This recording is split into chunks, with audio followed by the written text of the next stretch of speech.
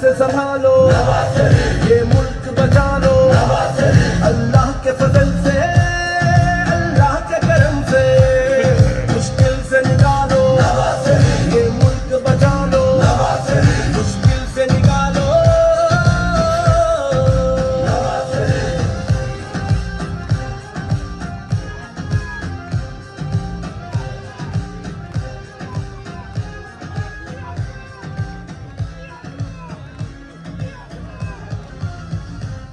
مہنگائی کو کم کرنا ہے مزدور کے گھر کو بھرنا ہے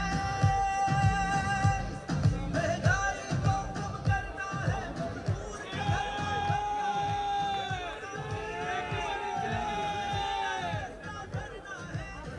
بسم اللہ الرحمن الرحیم. محترم خواجہ محمد آصف صاحب، جناب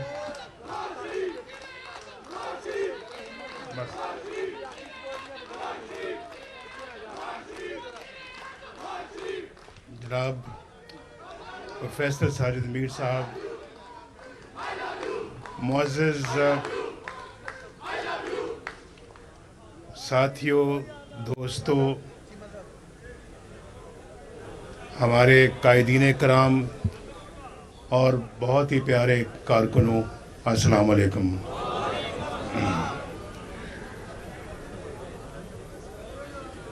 اس گھر سے ماشاءاللہ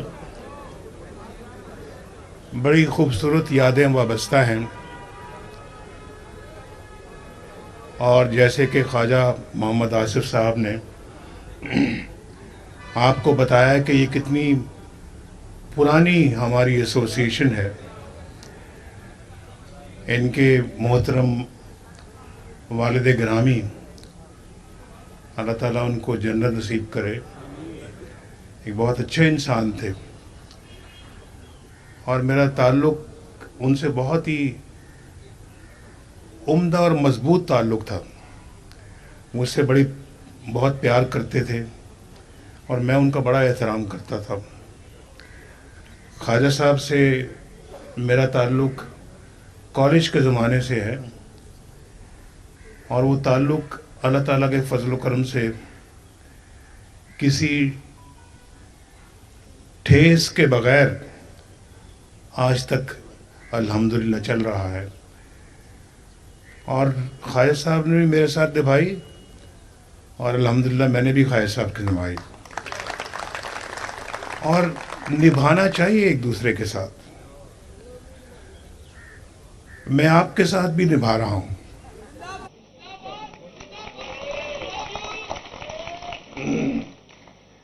اپنی قوم کے ساتھ بھی نبھا رہا ہوں، اور بہت مشکل وقت دیکھے، اقتدار بھی دیکھا اور اختلاف بھی دیکھا. اقتدار میں بھی رہے، حزب اختلاف میں بھی رہے، اور دونوں برابر برابر چلتے رہے.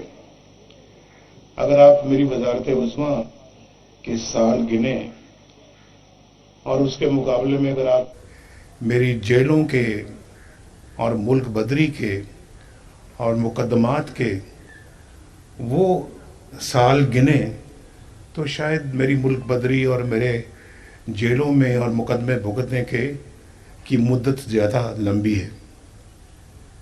لیکن ہمت میں نے نہیں ہاری. نہ 1993 میں ہاری، نہ 1999 میں ہاری، نہ 2017 میں ہاری.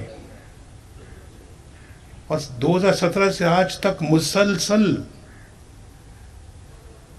جو میرے خلاف یا ہماری پارٹی کے خلاف جو سلسلہ چلتا رہا ہے سزاؤں کا، وہ کچھ ہی دیر پہلے ختم ہوا ہے. اور بلا وجہ، یا تو وہ نا کوئی وجہ ہو تو پھر تو ٹھیک ہے، بلا وجہ وہ مجھے بھی سمجھ نہیں آتی کہ وجہ کیا ہے. 1993 میں وجہ کیا تھی؟ اس لیے کہ ہم اسلام آباد سے لاہور موٹر وے بنا رہے تھے، اس لیے کہ پاکستان اقتصادی ترقی کر رہا تھا، اس لیے کہ لوگوں کو روزگار مل رہا تھا، اس لیے کہ پاکستان میں یلو کیب لوگوں کو مل رہی تھی، اس لیے کہ پاکستان کے اندر غربت ختم ہو رہی تھی، اس لیے کہ ہم اپنا اقتصادی میدان میں اپنے ہمسایوں سے بھی بہت آگے تھے، ہمارا روپیہ مضبوط تھا. تو بلا وجہ حکومت ختم کر دی گئی، بلا وجہ. اگر وہ مومنٹم چلتا رہتا تو میں غلط بات نہیں کرتا، دعوے سے اللہ کے فضل و کرم سے یہ کہتا ہوں کہ آج پاکستان دنیا کی مضبوط ترین طاقتوں میں سے ایک طاقت ہوتا. یہ وہ غلط بیانی نہیں میں کر رہا، میں بالکل ٹھیک کہہ رہا ہوں. ہم نے خود اپنے ملک کو پٹری سے وہ اکھاڑا ہے، پٹری سے اتارا ہے، اکھاڑا ہے، بلکہ پٹری اکھاڑ دی ہم نے. تو پھر کیسے چلے گا ملک جہاں آئے دن وزیر اعظم بدلتے ہوں اور جیلوں میں جاتے ہوں، ملک بدری ہوتی ہو، جھوٹے مقدمے بنتے ہوں، جھوٹی سزائیں ملتی ہوں؟ وہ کیسے چلے گا ملک؟ بتائیں ذرا، آپ سوچ کے بتائیں کیسے چلے گا. بھائی ایک گھر نہیں چلتا، یہاں سیالکوٹ کے لوگ بیٹھے ہیں، ایک فیکٹری نہیں چلتی بھائی، ایک ادارہ نہیں چلتا، تو ملک کیسے چلے گا؟ یہ سوچنے والی باتیں ہیں. میرا خیال ہے کہ جیسے ابھی کسی نے کہا کہ ہمارے پاس کوئی اب موقع نہیں ہے. یہ چیمبر سے، میں آج چیمبر میں گیا ہوں، چیمبر سے وہاں کہا جی کہ یہ اب ہمارے پاس کوئی غلطی کا کوئی اپنا جو کہتے ہیں احتمال نہیں ہے. اگر اب بھی ہم نے سبق نہ سیکھا تو علامہ اقبال نے کہا تھا تمہاری داستان تک نہ رہے گی داستانوں میں. ہم تو پہلے ہی اپنی داستان کو کہیں پیچھے چھوڑا ہے.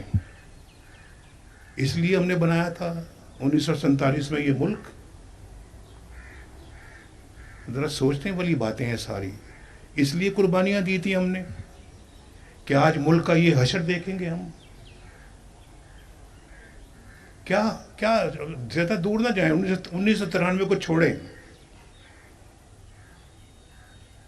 1997 کو چھوڑیں، 1999 کو چھوڑیں جب پاکستان ایٹمی قوت بنا تھا، چھوڑ دیں، چلیں قریب آ جائیں 2017